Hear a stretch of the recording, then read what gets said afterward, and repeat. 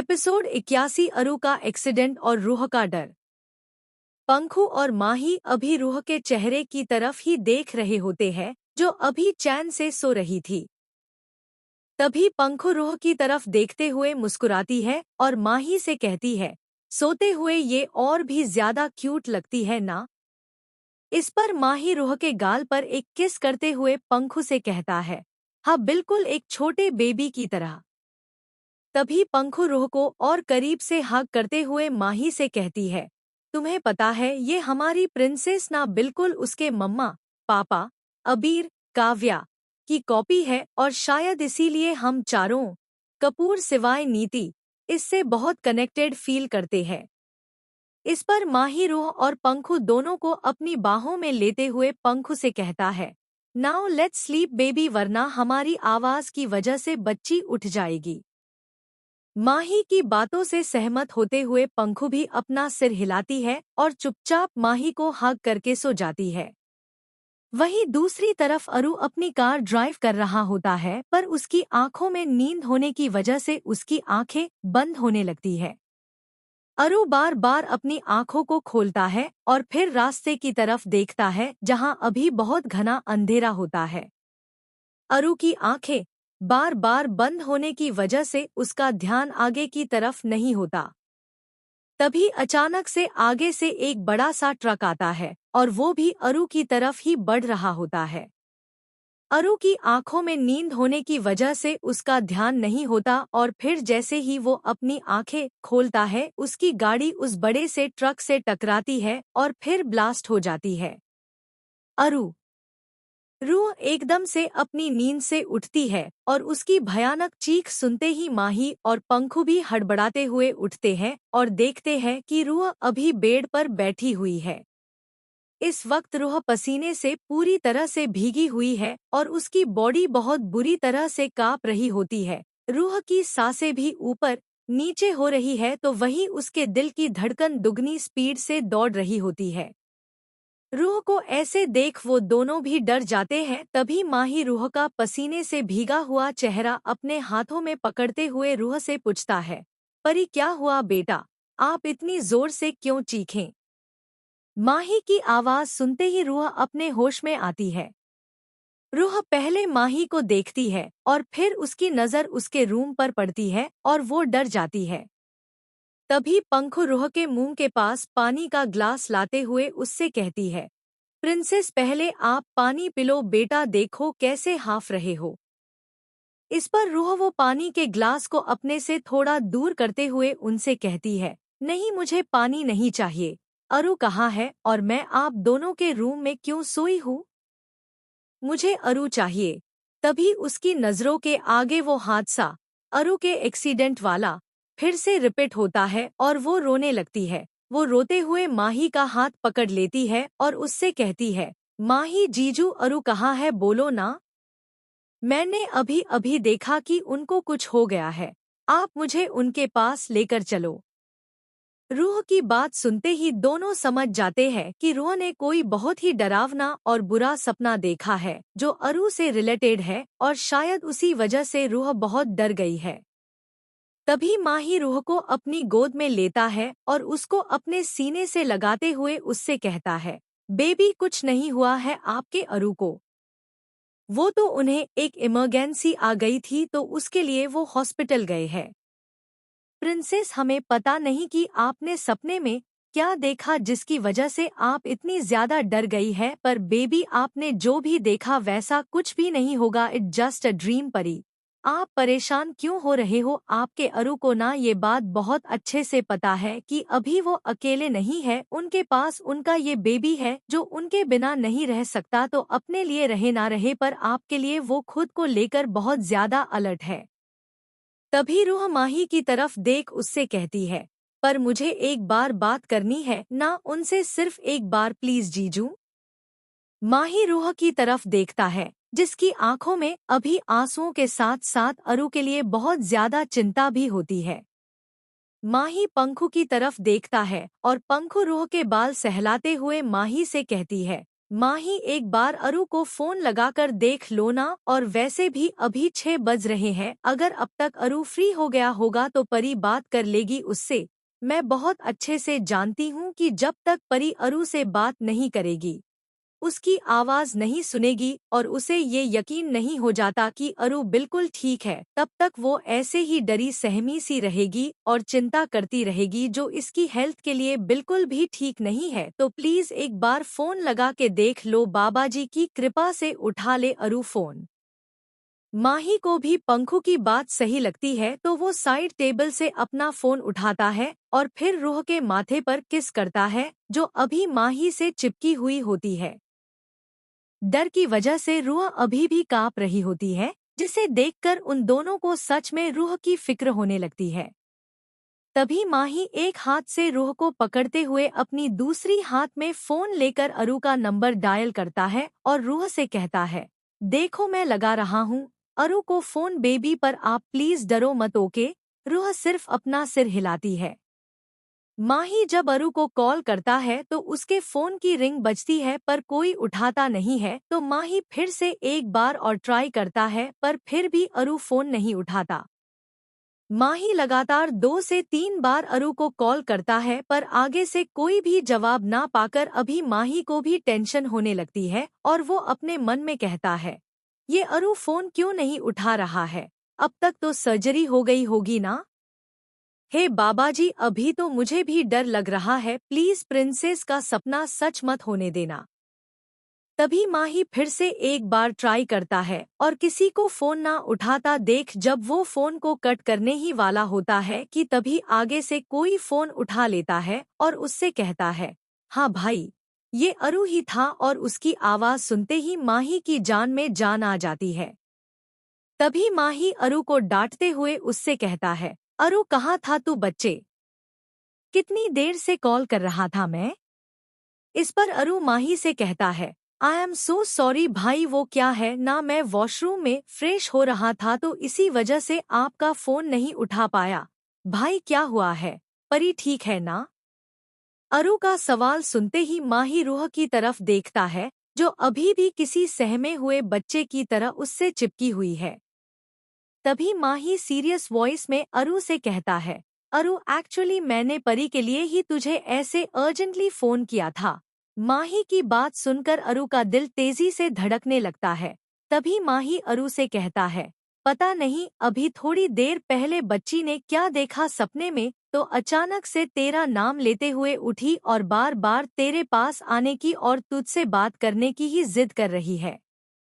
अरु, जो भी परी ने अपने सपने में देखा है वो कुछ डरावना ही है और स्पेशली तुझसे रिलेटेड है। बहुत ज्यादा डर गई है बच्ची, प्लीज समझा इसे, क्योंकि अगर ऐसे ही परेशान होती रहेगी तो खुद को तकलीफ देगी। माही की बात सुनकर अब अरु को रूह की चिंता होने लगती है। तभी अरु माही से परेशानी भरी आवाज में कहता है, भाई बहुत डर लग रहा होगा मेरे बच्चे को, आप प्लीज उसे फोन दो ना। इस पर माही अरु से कहता है, हाँ बस एक मिनट अरु। इतना कहकर माही रूह की तरफ देखता है और फिर उसके बालों पर किस करते हुए उससे कहता है, बेबी आपको अरु से बात करनी है ना तो बात करो, he is on line from other side princess. Mahi Ruh को फोन दे देता है और उसके मेसी बालों को संवारने लगता है। तभी रूह अपनी भारी आवाज में फोन पर कहती है, अरु। रूह की इतनी भारी आवाज सुनकर अरु अपनी आंखें बंद करता है और फिर रूह से कहता है, रूह क्या हुआ आपको और क्यों डर गया मेरा बेटा इतना। तभी रूह अपनी कांपती हुई आवाज में अरु से कहती है, अरु मैंने बहुत बुरा वाला सपना देखा जिसमें ना आपका एक्सीडेंट हो गया और फिर आपकी कार ब्लास्ट भी हो गई। रूह की बात सुनते ही माही और पंखू की भी आंखें चौड़ी हो जाती है, तो वही रूह रोने लगती है और रोते हुए अरु से कहती है, मुझे बहुत डर लग रहा है अरु, मुझे आपके पास आना है, एक तो आप मेरे पास आओ या फिर मुझे अपने पास बुला लो। रूह की बुरी तरह से रोती हुई आवाज सुनकर अरु रूह को शांत कराते हुए उससे कहता है, बच्चे पहले तो आप रोना बंद करिए, मैं आपके पास नहीं हूँ तो इसका मतलब ये नहीं है कि आप ऐसे रोओगे। आपने बिल्कुल भी रोना नहीं है परी, अगर रोने की वजह से आपको फीवर हुआ तो आप देखना कि मैं आपके साथ क्या करूँगा, सो अभी बिल्कुल चुप। अब रही बात आपके बुरे सपने की, तो बेटा वो सिर्फ सपना था और किसी भी सपने में इतनी ताकत नहीं है कि वो आपके अरु का कुछ बिगाड़ पाए। मैं बिल्कुल ठीक हूँ, मुझे कुछ भी नहीं हुआ है प्रिंसेस, तो अभी आप भी डरना बंद करिए। CH82 अरु और रूह की प्यार भरी नोक झोंक, रूह की शर्त और उसकी जिद।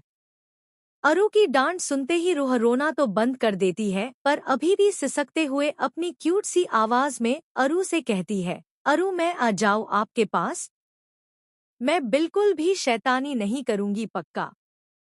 रूह की बात सुनते ही अरु की हंसी निकल जाती है और अरु हंसते हुए रूह से कहता है, अच्छा जी आपको यहाँ आना है, पर जितना मैं जानता हूँ आपकी तो हालत बुरी होती है ना। हॉस्पिटल का नाम सुनते ही तो अभी डर नहीं लग रहा है आपको प्रिंसेस?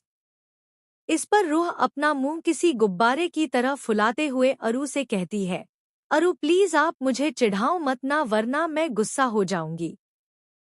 तभी दूसरी तरफ से अरु झट से रूह से कहता है, नहीं नहीं परी, अगर आप ही मुझसे गुस्सा हो गए तो मैं मस्ती किसी के साथ करूंगा बेटा। एक आप ही तो हो ना जिसके साथ मैं ऐसी वैसी सभी तरह की मस्ती कर सकता हूँ। अब come to the serious point बच्चे की, आप यहाँ नहीं आ सकते क्योंकि मैं बस थोड़ी देर के लिए ही फ्री हुआ था। अभी मुझे और बहुत सारा वर्क है, और अगर ऐसे में आप यहाँ आ गए तो आप खुद बोर हो जाओगे ना। वहाँ तो सब होंगे आपका ध्यान रखने के लिए, पर यहाँ तो मैं खुद भी बिजी रहूंगा ना बेटा, तो ऐसे में आपका ध्यान कौन रखेगा?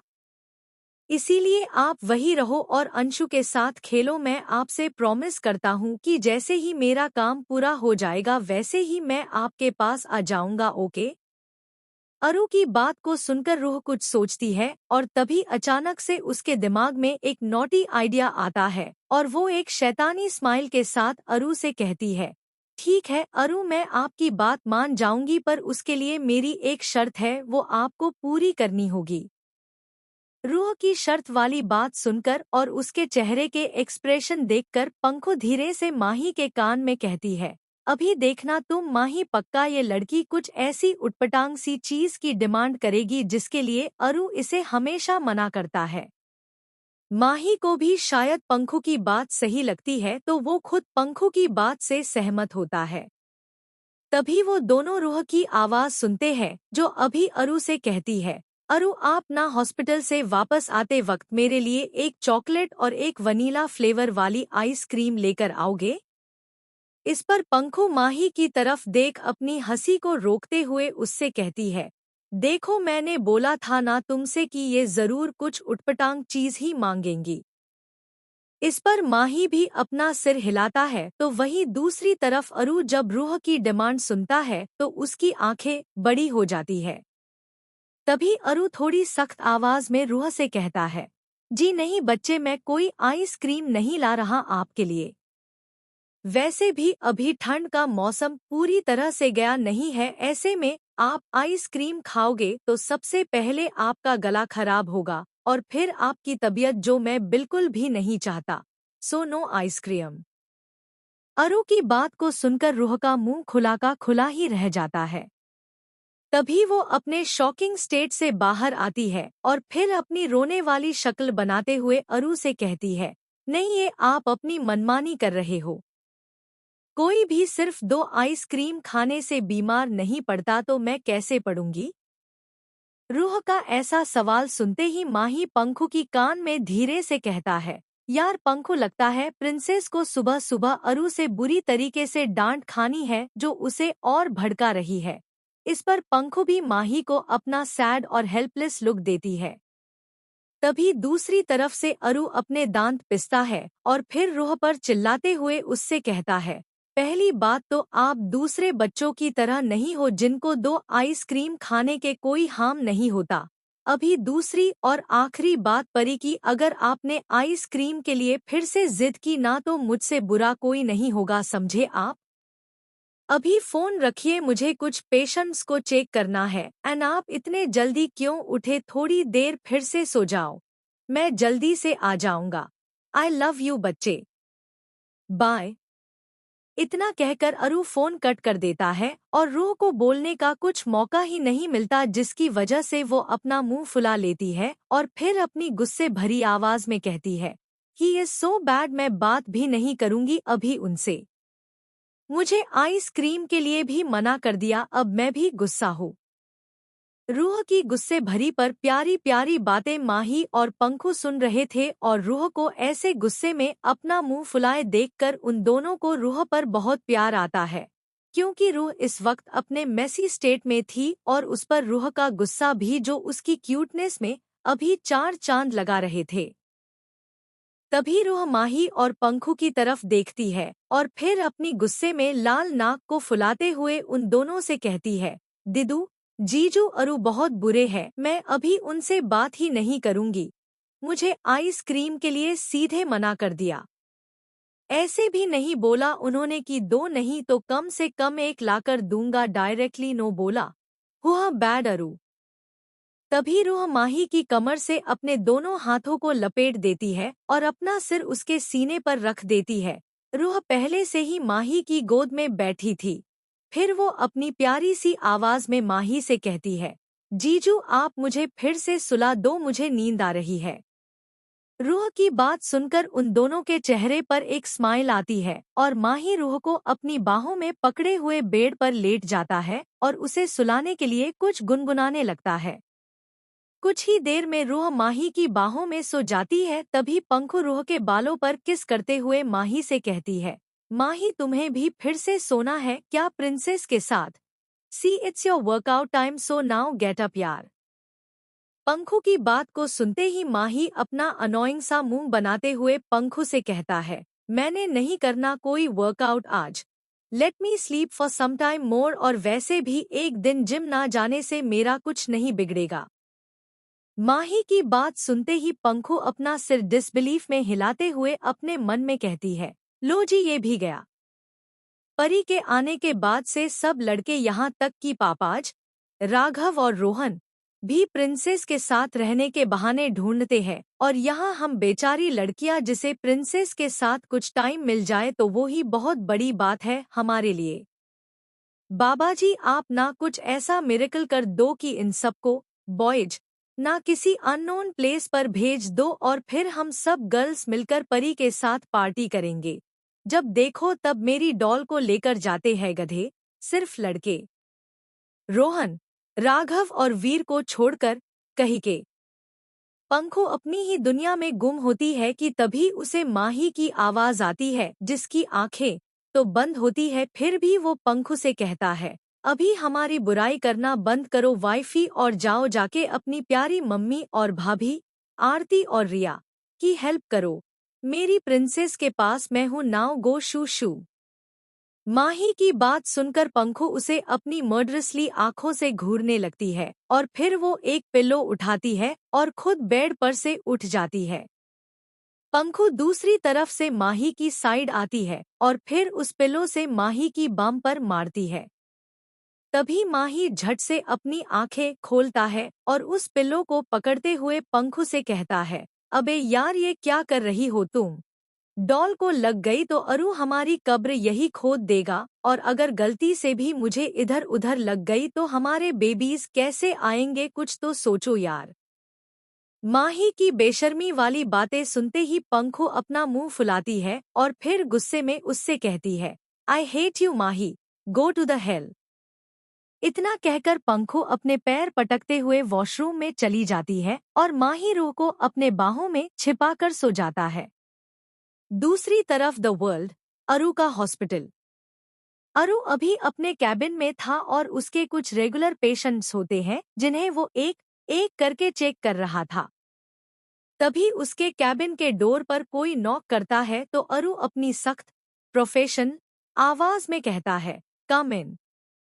तभी 22 से 24 साल के आसपास एक लड़की अरु के कैबिन में आती है, पर उसने इस वक्त बहुत ही छोटे और बेहुदा किस्म के कपड़े पहने हुए थे जो उसकी पूरी बॉडी को शो कर रहे थे। जब वो अरु की तरफ देखती है तब उसमें ही खो जाती है, क्योंकि इस वक्त अरु ने मस्टर्ड कलर का शर्ट और ब्लैक पैंट पहनी थी जिसमें वो बहुत हॉट लग रहा था। भले ही अरु का पूरा फोकस इस वक्त उसने अपनी हाथ में पकड़ी हुई फाइल पर था, पर अरु इतना स्मार्ट और इंट्यूटिव था कि उसे बिना देखे ही सब पता चल जाता कि उसके आसपास क्या चल रहा है। वो लड़की अपनी लस्टी आईज से बस अरु की तरफ ही देख रही होती है कि तभी अरु उस लड़की की तरफ बिना देखे ही अपनी ऊंची और कोल्ड आवाज में उससे कहता है, अगर तुम यहाँ सिर्फ मुझे ऐसे देखने के लिए आई हो तो यू मे लीव नाउ। वो क्या है ना, मेरे पास अपना बहुत ही कीमती समय बर्बाद करने के लिए ज्यादा का समय नहीं है। मेरे दूसरे भी पेशेंट्स हैं जो मेरे लिए बाहर वेट कर रहे हैं, उनको आने दो, तुम जाओ। अपनी बात के दौरान अरु एक बार भी उस लड़की की तरफ एक नज़र तक नहीं देखता, जिसकी वजह से वो लड़की अपना मुंह बनाती है और फिर अंदर आते हुए अरु से कहती है, आई एम सॉरी अरहान। तभी अरु उसकी बात को बीच में ही काटते हुए बिना किसी एक्सप्रेशन के अपनी रूड आवाज में उससे कहता है, it's doctor Malhotra for you lady. तभी वो लड़की फिर से अपनी बात को पूरा करते हुए अरु से कहती है, ओके डॉक्टर मल्होत्रा, मैं निधि आहूजा हूँ। असल में मुझे आपसे मेरी पर्सनल प्रॉब्लम्स के लिए कुछ कंसल्टेशंस चाहिए। तभी फर्स्ट टाइम अरु उसकी तरफ देखता है और अरु को कुछ सेकंड नहीं लगते उस लड़की के असली इरादों को भांपने के लिए। अभी अरु के फेस एक्सप्रेशन बिल्कुल ही ब्लैंक होते हैं, जिसे देखकर ये पता लगाना बहुत ही ज्यादा मुश्किल होता है कि आखिर अरु के दिमाग में अभी इस वक्त चल क्या रहा है। तभी अरु किसी को अपने कैबिन के इंटरकॉम से कॉल करता है और फिर उससे कहता है, come to my cabin now. इतना कहते ही अरु फोन रख देता है और अगले ही पल उसके डोर पर एक नॉक होती है, जिसे सुनकर अरु उस इंसान को अंदर आने की परमिशन देता है। तभी एक और लड़की जिसकी उम्र लगभग 27 से 28 साल की होगी वो अंदर आती है और उसने अपनी ड्रेस के साथ डॉक्टर कोट भी पहन रखा था, जिससे ये पता चलता था कि वो एक डॉक्टर है। उसके कोट पर एक नेम प्लेट थी जिस पर डॉक्टर सना खान लिखा हुआ था। उस लड़की को देखकर अरु उससे कहता है, Sana, she is having personal problem, so can you help her. इस पर सना एक प्यारी सी स्माइल के साथ अरु से कहती है, yes sir, don't worry, I will help her, you can continue your work. वैसे सना एक बहुत ही प्यारी फीमेल डॉक्टर है जो हॉस्पिटल के बाकी स्टाफ, फीमेल स्टाफ से बिल्कुल अलग है। जहां हॉस्पिटल की आधी से ज्यादा फीमेल स्टाफ अरु के लिए पागल थी, तो वही सना को ये बात बहुत अच्छे से पता थी कि अरु रूह से कितना ज्यादा प्यार करता है और सना के लिए अरु रादर देन हर सीनियर उसके भाई जैसा होता है, इवन ऋषि भी। सना की बात सुनते ही अरु अपना सिर हिलाता है तो वहीं वो निधि सना को घूर रही होती है। तभी अचानक से अरु का फोन बजता है और कॉलर आईडी को देखकर वो अपनी जगह से उठते हुए सना से कहता है, सना, इसे अपने कैबिन में लेकर जाओ। इतना कहकर अरु वहां से अपने पर्सनल बेडरूम में आता है और फिर वो कॉल उठाते हुए आगे वाले इंसान से कहता है, हाँ बोलो जॉन। इधर से जॉन अरु से कहता है, sir, I goat the information की जैक इस वक्त इंडिया में है। और इतना कहकर जॉन वही रुक जाता है तो इधर अरु क्यूरियसली उससे पूछता है, और क्या जॉन, आगे बोलो, रुक क्यों गए तुम? जो भी है वो सब क्लियरली मुझे बताओ, इट्स माय ऑर्डर जॉन। अरु के ऑर्डर को फॉलो करते हुए जॉन अरु को आगे बताता है, सर, उस जैक का टारगेट प्रिंसेस है, वो प्रिंसेस को हार्म करना चाहता है, प्रिंसेस की जान को बहुत बड़ा खतरा है उससे। जॉन की बातें सुनते ही अरु की आंखें गुस्से से लाल हो जाती है और वो अपने एक हाथ की मुट्ठी को इतनी जोर से कसता है कि जिसकी वजह से अरु के उस हाथ की नसें पूरी तरह से उभरती है। तभी अरु अपने डेविल मोड में आते हुए जॉन से कहता है, पहली गलती उस जैक ने इंडिया में आकर कर दी। दूसरी और सबसे बड़ी गलती उसने मेरी जान पर नजर डालकर कर दी। ये अरहान मल्होत्रा सब कुछ बर्दाश्त कर सकता है, पर कोई उसके बच्चे की तरफ आंख उठाकर भी देखे, ये मैं किसी भी हालत में बर्दाश्त नहीं करूंगा। जॉन, वो शायद आज भी मुझे वही अरहान मल्होत्रा समझ रहा है जो 8 साल पहले था। तो ठीक है, अब मैं उसे बताऊंगा कि ये वो अरहान मल्होत्रा नहीं बल्कि एम है जिसके नाम से ही सारी दुनिया कांपती है। John, I think it's time to revealed my true identity to him as not Arhaan Malhotra but as M.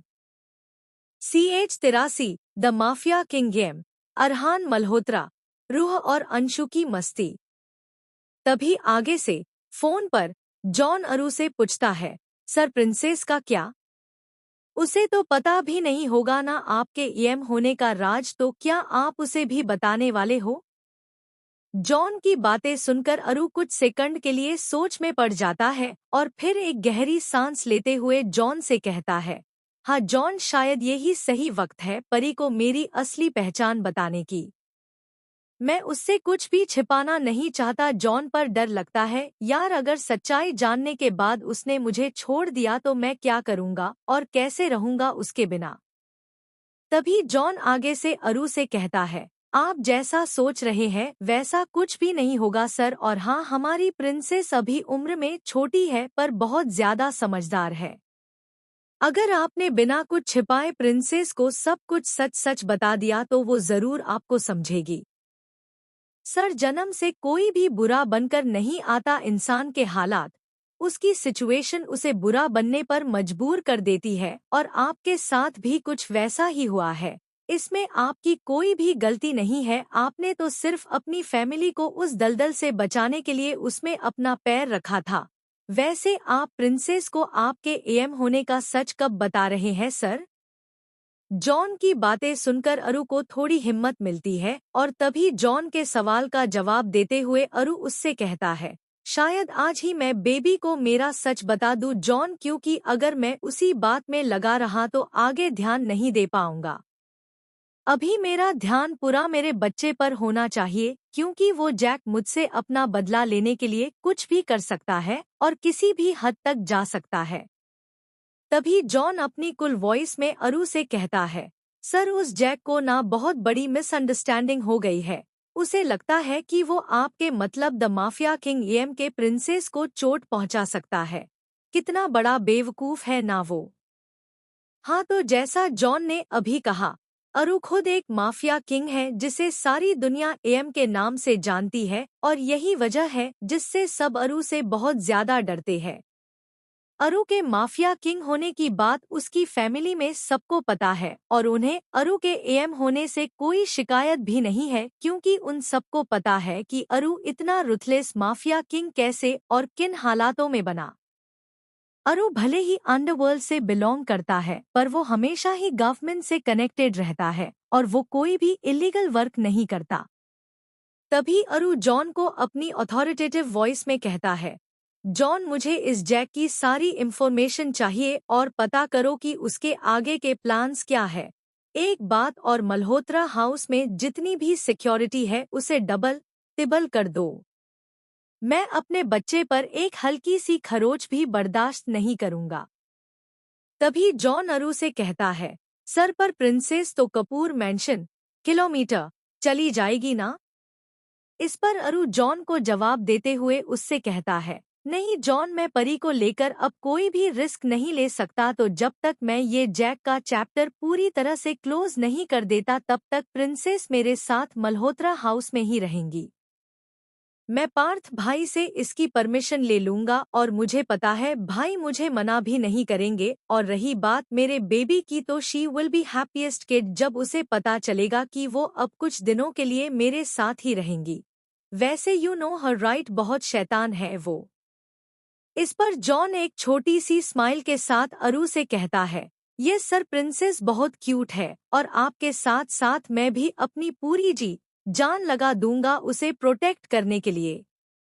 इस पर अरु एक जेन्युइन स्माइल के साथ जॉन से कहता है, आई नो जॉन, चलो अभी मैं रखता हूँ, मुझे भाई से भी बात करनी होगी और तुम उस बस्टर्ड की इंफॉर्मेशन पता करो। जॉन अरु को हाँ में जवाब देता है और फिर वो दोनों फोन कट कर देते हैं। तभी अरु पार्थ को कॉल करके सब कुछ साफ साफ बता देता है, और पार्थ खुद भी अरु की बात, रू को मल्होत्रा हाउस में रखने की से पूरी तरह से सहमत होता है।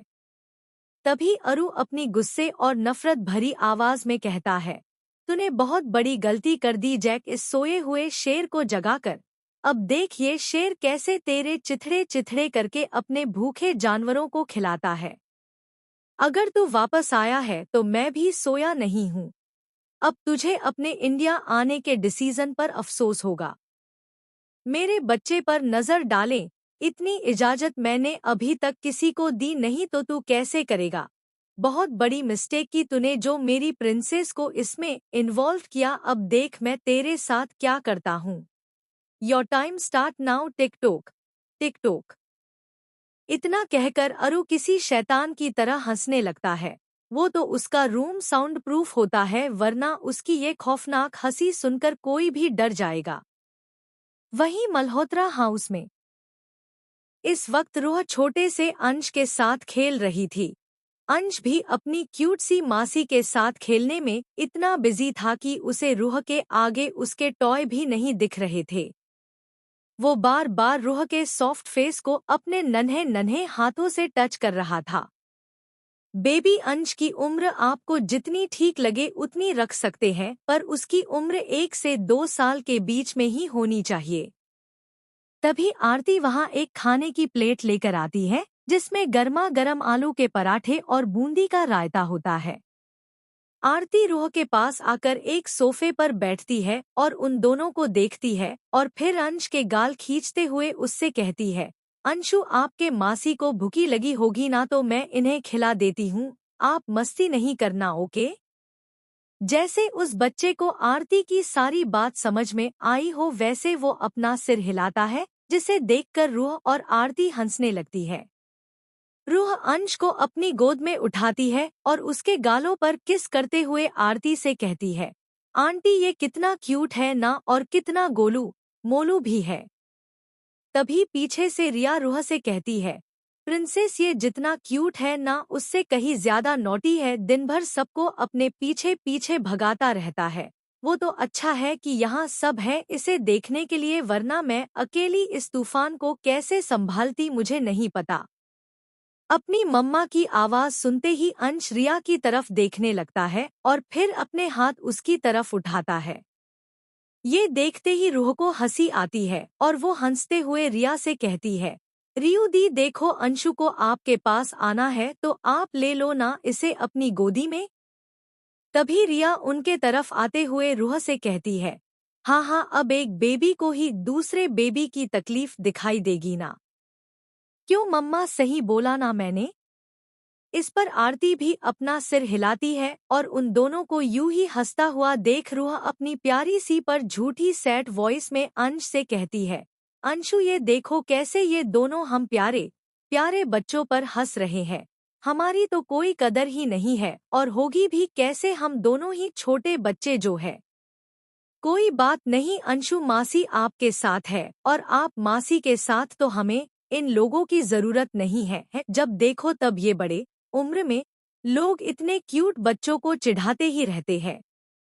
तभी पंखु पीछे से बहुत ही धीरे से रूह का कान खींचते हुए उससे कहती है, आप आजकल बहुत ज्यादा शैतानी नहीं करने लगे हो प्रिंसेस। आपको देखकर ये दूसरा अंश भी आप ही की तरह बन जाएगा। पंखु की बात सुनकर रूह अपना मुंह बनाती है और फिर अपनी भोली सी शक्ल बनाते हुए पंखु से कहती है, अरे अभी मैंने क्या किया दिदू, आप तो मुझे ही डांट रहे हो। जाओ, आप मेरे दिदू नहीं हो। तभी रूह झूठ मूठ का रोते हुए उन तीनों से कहती है, आप तीनों ऐसे बच्ची को डांट रहे हो। मैंने आपकी कंप्लेंट दादी से करनी है, देख लेना आप तीनों। उतने में ही वीर और माही नीचे आते हैं और देखते हैं कि कैसे उनकी प्रिंसेस अपने ड्रामे दिखा रही है।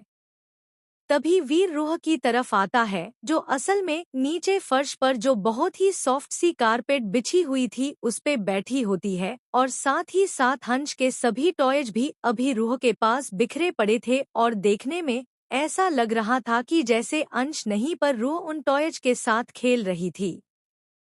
वीर रूह को नीचे जमीन पर से उठाता है और फिर खुद उसे अपनी गोद में लेकर सोफे पर बैठता है।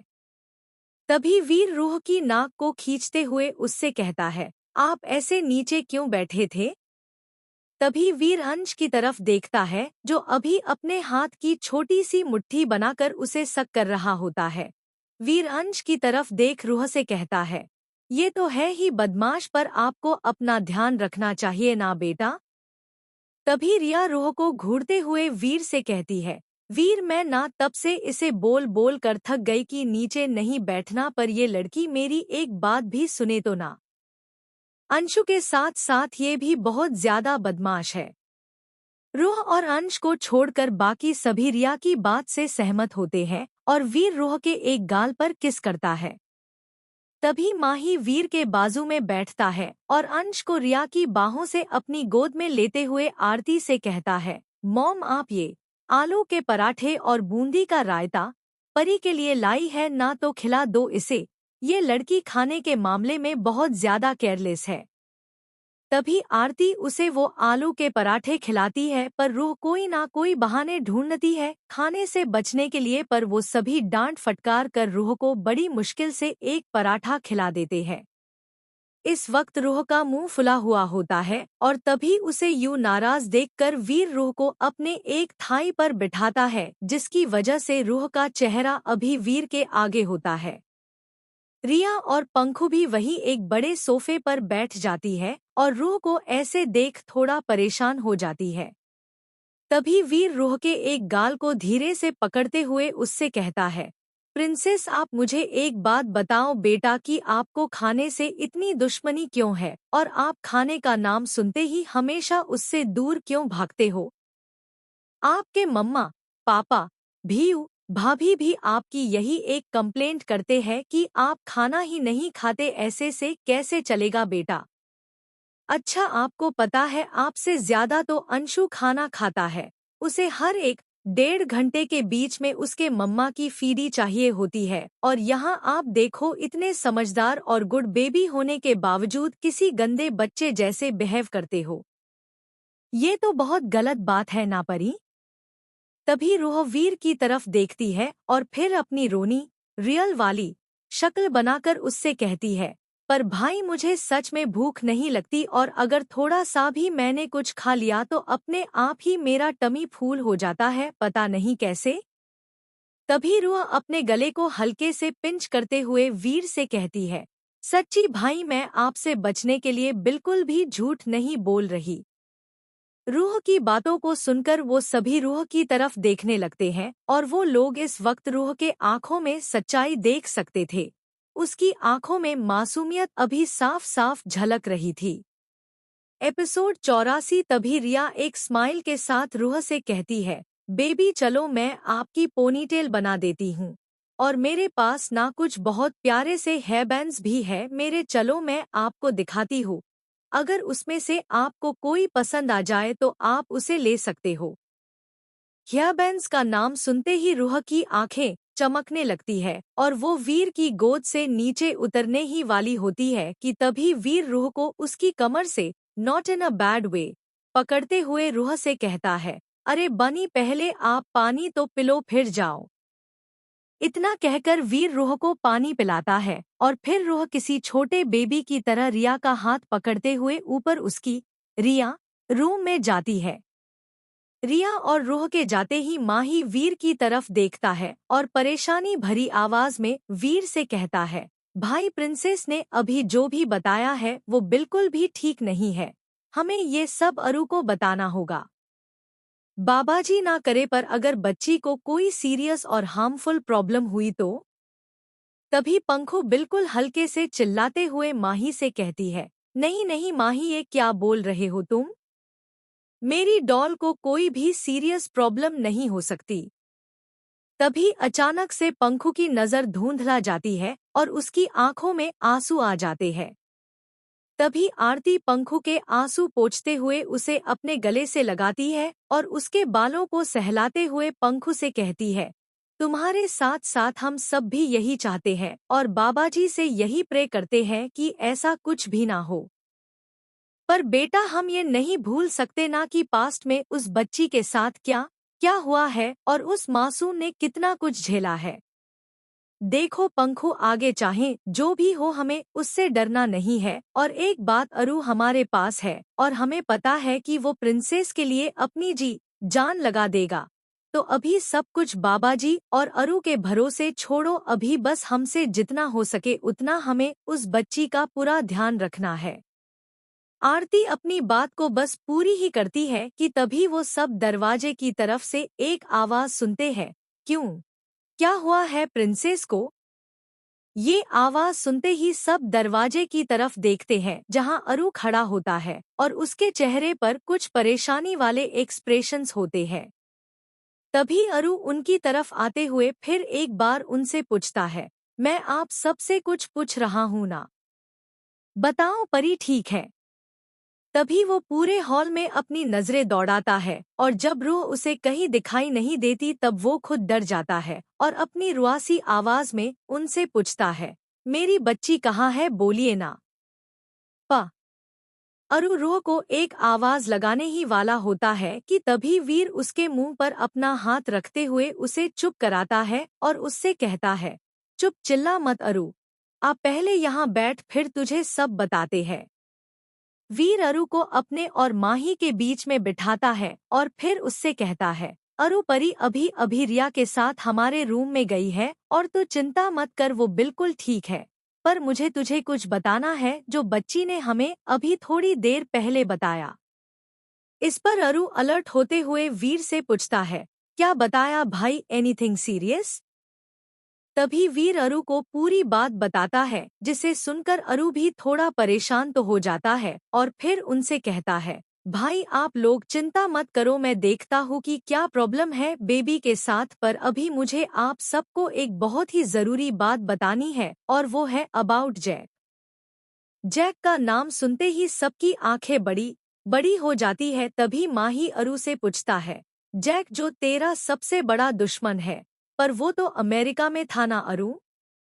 तभी अरु बिना किसी इमोशन के बिल्कुल प्लेन आवाज में माही से कहता है, हाँ भाई वो अमेरिका में था, पर शायद अभी उसकी मौत उसको यहाँ इंडिया में खींच कर लाई है। पता है इस बार उसने किसे अपना निशाना बनाया है, मुझसे अपना बदला लेने के लिए। वो सब अरु की तरफ सवालिया नजरों से देखते हैं। तभी अरु उनको बताता है, मेरी बच्ची, मेरी रूही को। अरु की बात सुनते ही जैसे उनके पैरों तले की जमीन ही सरक जाती है। तभी पंखो अपने सदमे से बाहर आती है और अपनी कांपती हुए आवाज में अरु से कहती है, रूही को क्यों? वो क्या कोई खिलौना है जिसका मन करे उसे अपना बदला लेने के लिए यूज कर लिया?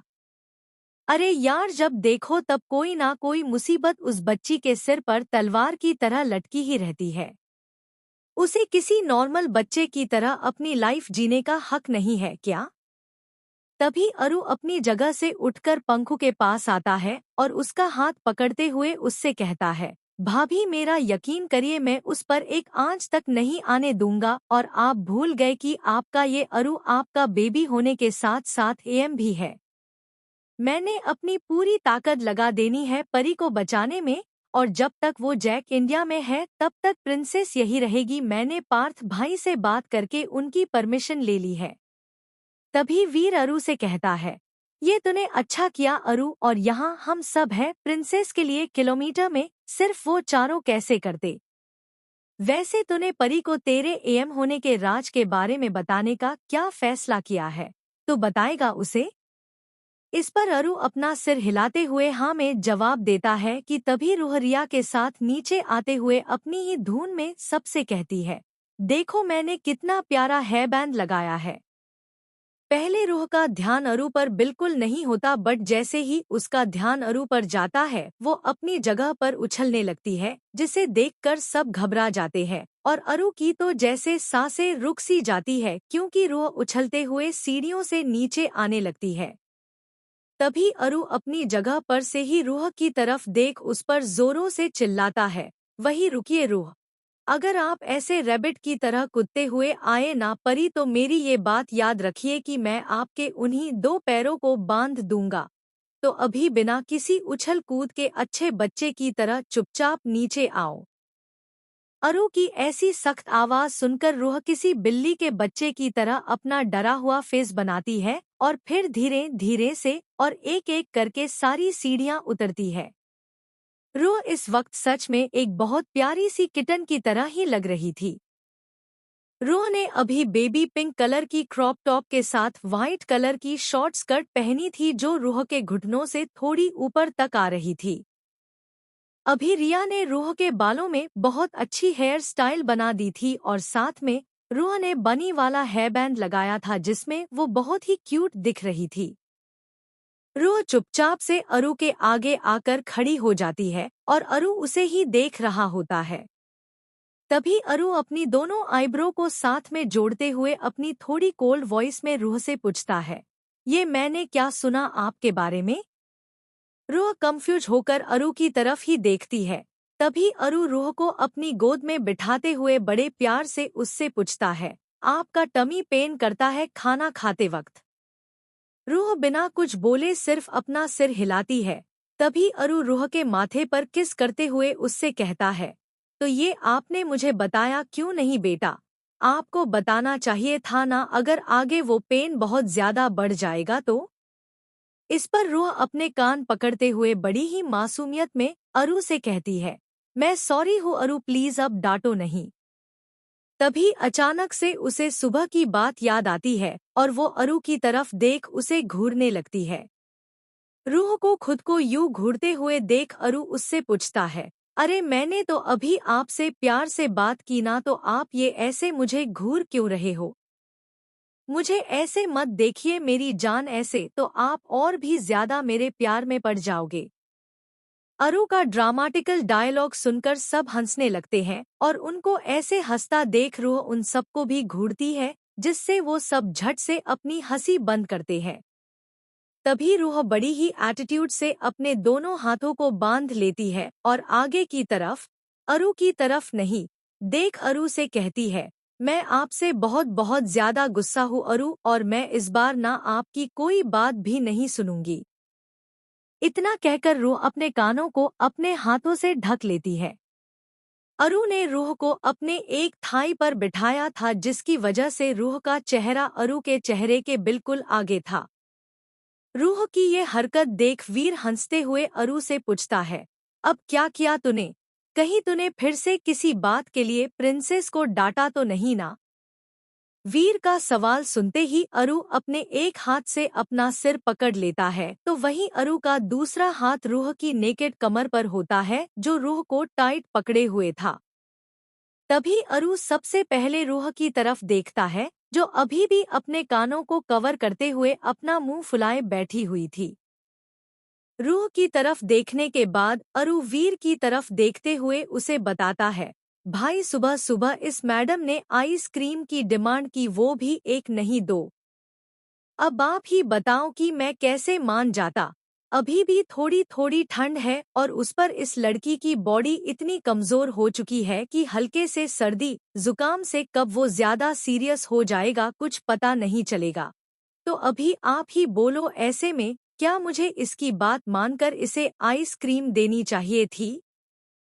अरु की सफाई सुनते ही वो सब भी अरु की बात से सहमत होते हैं। तभी रूह अपने कानों पर से हाथ हटाते हुए अरु से कहती है, अरे तो मैं उसे सुबह नहीं खाने वाली थी ना। अभी देखो सिर्फ 10 ही बज रहे हैं और कितनी ज्यादा धूप हो गई है बाहर, तो अभी मैं खा सकती थी ना, पर आपने तो लाई ही नहीं। आप बुरे हो, मुझे नहीं बात करनी आपसे। तभी अरु रूह को समझाने की कोशिश करते हुए उससे कहता है, बेटा सुनिए मेरी।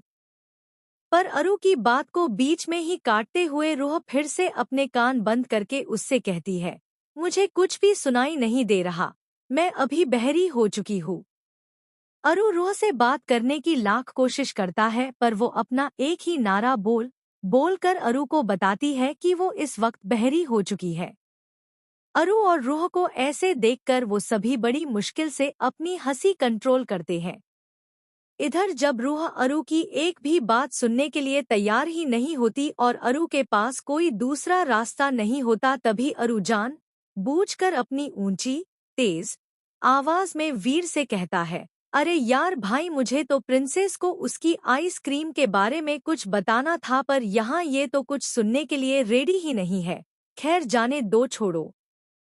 अरु के मुंह से आइसक्रीम का नाम सुनते ही रूह अपने कानों पर से उसके हाथों को हटाते हुए बहुत ही स्वीट आवाज में अरु से पूछती है, क्या बताना था आपको अरु? बताओ ना, देखो मैं तो सुन रही हूं ना आपकी बात।